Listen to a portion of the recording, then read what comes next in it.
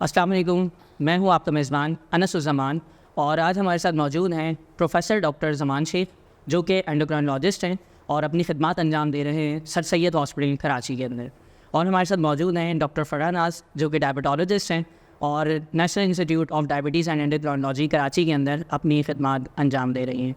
सबसे पहले मैं बेहद मशकूर हूँ हमारे दोनों डॉक्टर्स का कि सर मैडम आपने अपना कीमती वक्त हमारे नाज़रीन के लिए निकाला। अच्छा, हम अपने प्रोग्राम को आगे बढ़ाने से पहले मैं ये बताना चाहूँगा कि ये हमारा जो प्रोग्राम है इसका ये तीसरा एपिसोड है। इससे पहले हमने 2 प्रोग्राम करे और इस प्रोग्राम की जो एक ख़ास वजह है और ये बिल्कुल मुनफरिद इसलिए है क्योंकि इसके अंदर हम गुज़िश्ता दौर और आज के दौर की बात कर रहे हैं। अगर हम बात करते हैं गुज़िश्ता दौर की, तो अगर हम बात करें जब IDF फर्स्ट एडिशन आया था तो उस वक्त 3.9 million people was suffered with diabetes in Pakistan. और अगर हम आज की बात करते हैं तो तकरीबन 33 मिलियन पीपल डायबिटीज़ का से सफ़र कर रहे हैं। हम इसी बात को आगे बढ़ाएंगे। हम जानना चाहेंगे सर कुछ तस्वीर के ज़रिए आपकी राय। सर इसको देखकर आपके जहन में क्या ख्यालात आते हैं? ये देखें, दोनों हमारे ज़माने की यादगार है और एक तो अभी तक मौजूद है कराची में, मगर उसका हुलिया तकरीबन बिगड़ चुका है, इस तरह साफ़ सुथरा नहीं है जी। और दूसरा, रेडियो तो मतलब आउट ऑफ टाइम हो गया है। ये देखें, ये बड़ा रोमांस था इन चीज़ों में। आजकल जो चीज़ें हैं फैंसी, उसमें इतना रोमांस नहीं है। अब सपोज़ एक गाने के लिए हम एक रिकॉर्ड अलग होता था, यानी एक कितने रिकॉर्ड में ग्रामोफोन होता था, एक गाना होता था सिर्फ, और उसको सुनने का जो चार्म है, रोमांस है, वो आजकल हो ही नहीं सकता। वो जो चाबी का पहले वो भी हमने देखा ज़माना, फिर वो इलेक्ट्रिक का एक आया, फिर ये सीलान का एक बिना का गीत माला आता था, इस पे BBC सुनते थे, रेडियो पाकिस्तान सुनते थे। तो वो जो मज़ा आता था ना सुनने का, टेप रिकॉर्ड भी उस ज़माने में नहीं आए। तो उसके वो टेप भी बहुत आया, पहले इतने बड़े बड़े आते थे, फिर छोटे और छोटे। तो ये बड़ा हमारे ज़माने की यादगारें हैं और बहुत मज़ा आता है इनको देख के। कुछ पुरानी यादें ताज़ा old is gold. Sir welcome. Madam, जब आपका ज़माना तालिब इल्मी था, जब आप स्टूडेंट थी या स्टूडेंट लाइफ में भी या उसके बाद भी, तो मैडम आपने कभी ऐसा हुआ कि कहीं जाएं और फिज़िकल एक्टिविटी हो, लाइक कोई स्पोर्ट्स आप खेलती हो, उससे आपकी वाबस्तगी हो? और अगर हम आज ही के दौर में देखें तो जो हमारी आज की नस्ल है वो क्या टेक्नोलॉजी की तरफ चली गई है या बिल्कुल ऐसा ही है। उस वक्त में और इस आज के वक्त में बहुत ज़्यादा डिफरेंस है। हमारे वक्त में ये होता था कि मतलब इतना पुराना तो नहीं था, लेकिन बचपन में स्कूल्स उस वक्त बड़े बड़े थे, प्लेग्राउंड्स बड़े बड़े थे। और आजकल तो स्कूल भी जैसे घरे घरे महदूद जगहों पे बना दिए गए हैं, स्पेस एरिया कम है, बच्चे अपनी फ़िज़िकल एक्टिविटी नहीं कर पाते।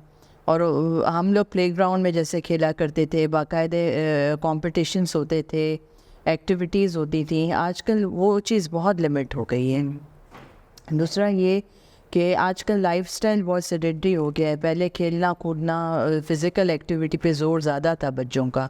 आजकल बहुत सेडेंटरी लाइफस्टाइल हो गया है, खाना पीना जैसे फ़ास्ट फूड्स का वगैरह इस्तेमाल ज़्यादा हो गया है, तो लाइफस्टाइल में बहुत चेंज आया है। मैडम ये क्या ये चीज़ भी हमारे यंग जनरेशन में, हमारी जो आज की नस्ल है, क्या उसके ऊपर उनका कुछ इम्पैक्ट हो रहा है? लाइक वो ओबीस की तरफ जा रहे हैं या हाइपरटेंशन उनको बहुत जल्दी हो रही है? बिल्कुल, बहुत सारे मसाइल हैं। आपको पता है मोटापा तमाम बीमारियों का जड़ है, बेस है एक। तो अगर इसकी वजह से वज़न बढ़ रहा है, वज़न की वजह से मुख्तलिफ़ बीमारियाँ, हार्ट के प्रॉब्लम्स, शुगर के प्रॉब्लम्स, ज़ियाबतीस की शरह बढ़ गई है, और दिल के अमराज बढ़ गए हैं, प्रेवलेंस रेट हाई हो गया है। बच्चों में भी बढ़ रही है? बच्चों में भी टाइप 1 डायबिटीज़ बहुत बढ़ रही है, कॉमन हो गई है। तो यही है कि फ़िज़िकल एक्टिविटी का फुकदान है बहुत ज़्यादा। माजी में जो सर खानों का इस्तेमाल किया जाता था, सर इस तस्वीर से आप क्या हमारे नाज़रीन को बताना चाहेंगे? जब छोटे थे, देहात में थे या विलेजेस में थे, उस वक्त जो खाना खाते थे ना, वो ऑर्गेनिक फूड था, बड़ा सस्ता। सब्जियां तो ऐसे हम, यानी आटा जो फ़कीर आता था उसका था कि इतना वो बड़ा वो भर के फ़कीर को आटा दे देते थे, सब्जियां दे देते थे जी। और खाना किसी को न खिलाए हो ही नहीं सकता था। चौकीदार लाजमी खाना खाता था हमारे यहाँ। ऑर्गेनिक फूड सस्ता और ओरिजिनल, जो आजकल महंगा है, वो हमारे विलेजेस में उस वक्त कुदरती हर कोई खाता था, तो तभी हेल्दी थे। 70 साल के हो गए, 80 साल के, उस ज़माने में जनाब सडन डेथ का कोई तस्वर ही नहीं था। जी वो पहले हेल्दी फूड था, ओरिजिनल फूड थे, अब वो सारे सेचुरेटेड फैट, एक बर्गर खाओ तो 1200 कैलोरी होती है, एक मील जो नाम नहाद होती है ना, जिसमें सॉफ्ट ड्रिंक भी होती है, चिप्स भी होते हैं, वो 1200 कैलोरी। अब 24 घंटे में आपको 1800 कैलोरी खानी है, आप 1200 तो एक स्नैक के तौर पे खा गए। जाहिर है सर, फिर इसका एक असर भी मुरतब तो होगा। बिल्कुल वो तो सेहत डैमेजिंग, नमक माना ब्लड प्रेशर, जी। मीठा माना शुगर और पेट बढ़ना, और सेचुरेटेड फैट माना हार्ट अटैक और फालिज। बिल्कुल सर, तो मतलब सर एक ग़िज़ा का एक काफ़ी अहम रोल है हमारी ज़िंदगी में। बिल्कुल। और ख़ास तौर पे सर अगर हम बात करते हैं सर वो मरीज़ जिनको भी डायबिटीज़ नहीं हुई है या वो डायबिटीज़ के करीब हैं, उनकी जेनेटिकल डायबिटीज़ है, तो सर उनके लिए तो ये काफ़ी इंपॉर्टेंट है। जिस तरह जनाब देखिए ना, जेनेटिक आपने नाम लिया ना, टाइप 2 में 50% जीन्स होती है। जी जी जी जीन्स को आप रोक नहीं सकते। जी सर। आप वो जो पैदाइशी तौर पे, कुदरती तौर पे आप में आ गई कि फला ये बच्चा 50 साल की उम्र में लाजमन डेथ होगी जी। इसकी, और वाकई होती है। ओके। मगर 50% जो है ना, जो वो लाइफ स्टाइल है, उसको तो हम चेंज कर सकते हैं ना। और ये बड़ा इंपॉर्टेंट है आज हमारी जवान नस्ल के लिए भी और हमारी तकरीबन पॉपुलेशन के लिए। और सर मैं ये जानना चाहूँगा आपसे सर, वो कौन से फल होंगे जो है एक डायबिटीज़ पेशेंट इस्तेमाल करें और कितनी क्वांटिटी में करें, अगर कोई फल वो इस्तेमाल कर रहे हैं। जैसे आपको पता है सर, हमारे यहाँ तो अगर डॉक्टर कह दें कि ये फल खाना है तो बेताशा खाना है, लेकिन हर चीज़ की क्वांटिटी होती है ना, मयाना रखना इज़ वेरी इंपॉर्टेंट। सही है। देखिए, इसमें हार्ड एंड फास्ट रूल नहीं है जी जी कि भाई इतने बस फ्रूट खाओ, इस तरह नहीं है। मगर जाहिर है कि कहीं से तो शुरू करनी पड़ेगी ना। जी सर। तो एवरेज हम कहते हैं कि 2 फ्रूट खाएं 24 घंटे में, ठीक, 2, और फ्रूट खाएं। जी फ्रूट जूस भी ना हो, जी और वो जो शेक वगैरह होते हैं ब्लेंडर में, वो भी ना हो। जी जी जी जो हम होल फ्रूट कहते हैं वो खाएं, और जहाँ पॉसिबल हो छिलके के साथ खाएं। मतलब आड़ू है, सेब है, नाशपाती है, ये छिलके के साथ खा सकते हैं, कि उस छिलका में फाइबर। जी तो जहाँ तक मुमकिन हो, जाहिर है कि आप ग्रेप फ्रूट का छिलका तो नहीं खा सकते, बिल्कुल, बिल्कुल। मगर जहाँ पॉसिबल हो ये खाएं। तो अच्छा, ज़्यादा मीठे फ्रूट जो है ना, वो हम कहते हैं कि ज़रा कम खाएं या अवॉइड करें। अच्छा देखिए, एक फ्रूट होते हैं जूसी, जूस, जी सर। दूसरा होते हैं पल्पी, पल्प, फाइबर। जी जी तो जिस फ्रूट में जूस ज़्यादा है वो हम अवॉइड करने को कहते हैं, या मीठा बहुत ज़्यादा है, आम है, अंगूर है, पपीता सर्दा गर्मा।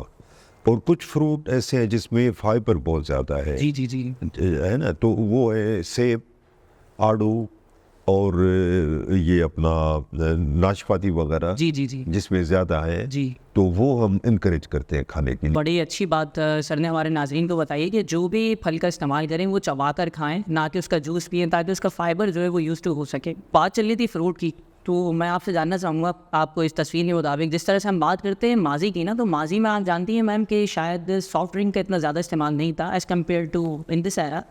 आप देखें तो आज के दौर में हम देखें लोग जो है नेचुरल डाइट से हटते जा रहे हैं, और अगर हम जूसेस में भी आ जाए, ड्रिंक्स में भी आ जाए, सॉफ्ट ड्रिंक्स की तरफ जा रहे हैं। मैम आपके ज़माने में या आपके ज़माने तालिब इल्मी में आपने क्या देखा मैम ऐसा उस वक्त और आज के दौर में फ़र्क, कि उस वक्त लोग क्या चीज़ों को ज़्यादा ड्रिंक के तौर पर इस्तेमाल करते थे और आज?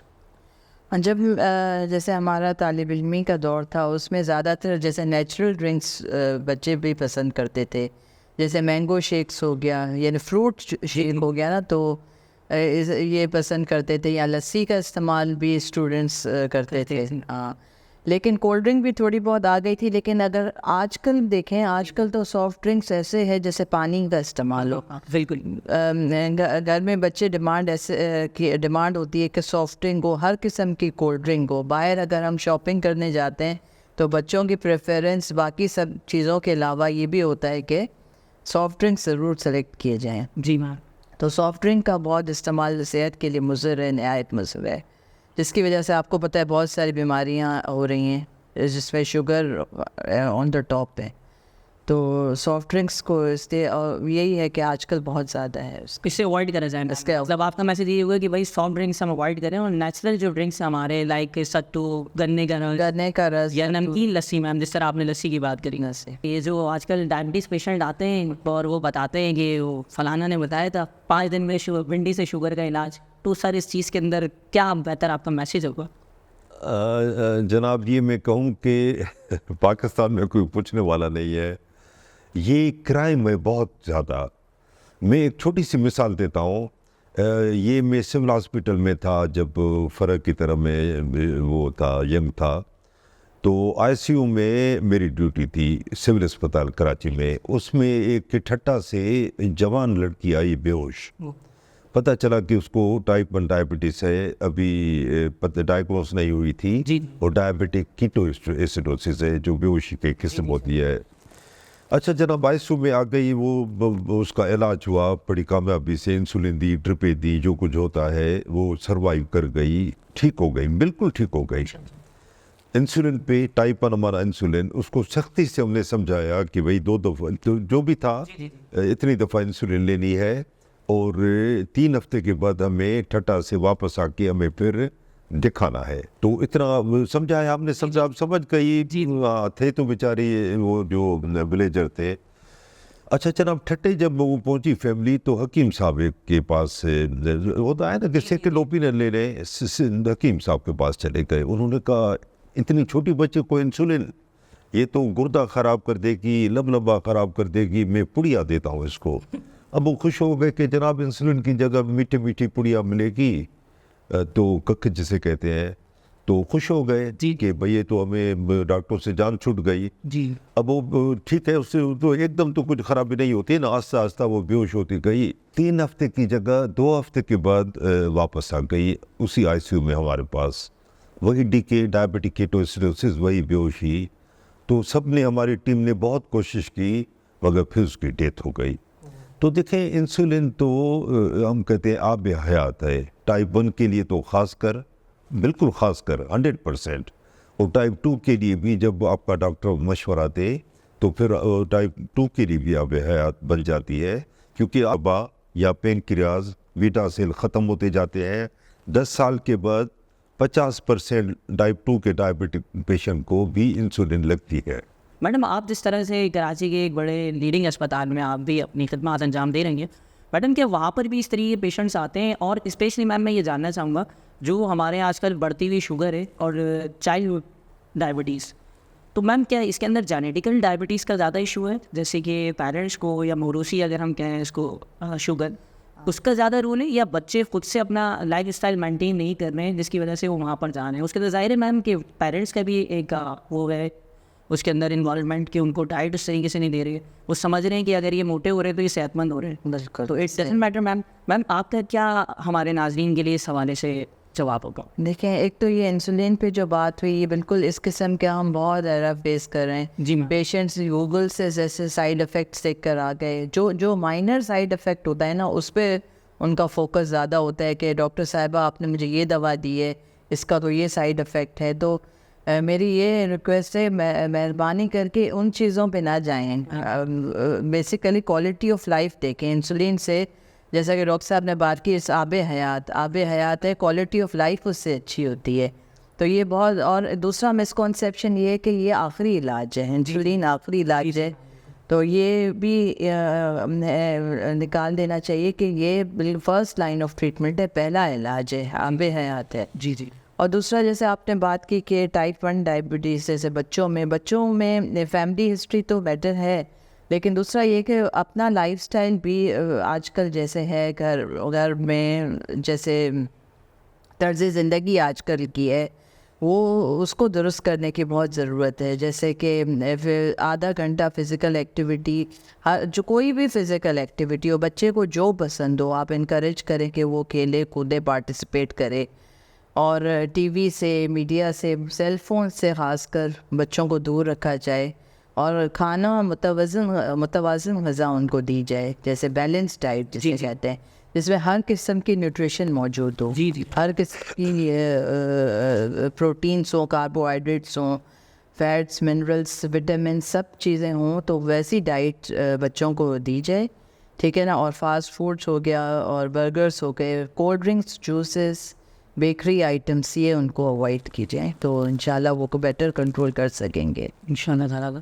Thank you so much madam and doctor साहब। अच्छा डॉक्टर साहब, बस मैं लास्ट में मैम और डॉक्टर साहब आप दोनों से ये जानना चाहूँगा, आप हमारे जो इस वक्त पाकिस्तान की नाज़रीन जो हमें देख रही है, उनके लिए आप डायबिटीज़ से रिगार्डिंग कोई 2 मैसेज देना चाहें? अगर उनको डायबिटीज़ हो गई है तो किन चीज़ों का बुनियादी इस्तेमाल करके उसको मैनेज कर सकते हैं? ज़ाहिर है सर, कि इसकी जो है डायबिटीज़ की मैनेजमेंट इज़ वेरी इंपॉर्टेंट। आप लोग अपनी सुबह से रात तक ओपीडी में 12 पेशेंट को इस बात से आगाह कर रहे होते हैं कि ये चीज़ खाएं, ये चीज़ ना खाएं, लाइफ स्टाइल को बेहतर करें। सर, आप हमारे नाज़रीन को क्या मैसेज देना चाहेंगे अगर आपको अगर पेशेंट को डायबिटीज़ है तो किन चीज़ों को बुनियादी इस्तेमाल कर कर वो उसको जो है अपने आप को महफूज रख सकते? ठीक है। अच्छा जनाब, शुगर या डायबिटीज़ का दूसरा नाम है साइलेंट किलर या साइलेंट एनिमी। अगर उर्दू में उसको पढ़ा जाए तो खामोश कातिल या खामोश दुश्मन। लेकिन एक दुश्मन तो होता है जो शोर करके आता है, चैलेंज करके आता है, वो तो अच्छा दुश्मन है कि भाई हमें ख़बरदार कराए, हम तैयारी पकड़ते हैं। एक वो होता है जो पीठ पीछे वार करता है खंजर से, खामोश आता है, गले मिलता है पीछे से। ये शुगर वो दुश्मन है, छुपा हुआ दुश्मन है।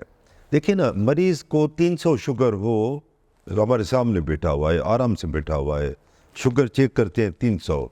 हम कहते हैं जनाब ये शुगर आपकी बहुत बड़ी है, डॉक्टर साहब इसको छोड़ें, ये कभी कभी नॉर्मल हो जाती है, कभी बढ़ जाती है, इसको छोड़ें, मेरे यहाँ पे फोड़ा निकला है, बस इसका इलाज करें, बाकी मैं अरे भाई वो उसकी जड़ है जिसकी वजह से सेकेंडरी आपको इन्फेक्शन है जो 5 दिन के एंटीबायोटिक से मुकम्मल सही हो जाता है, क्योर हो जाता है, उसकी आपको ज़्यादा फिक्र है।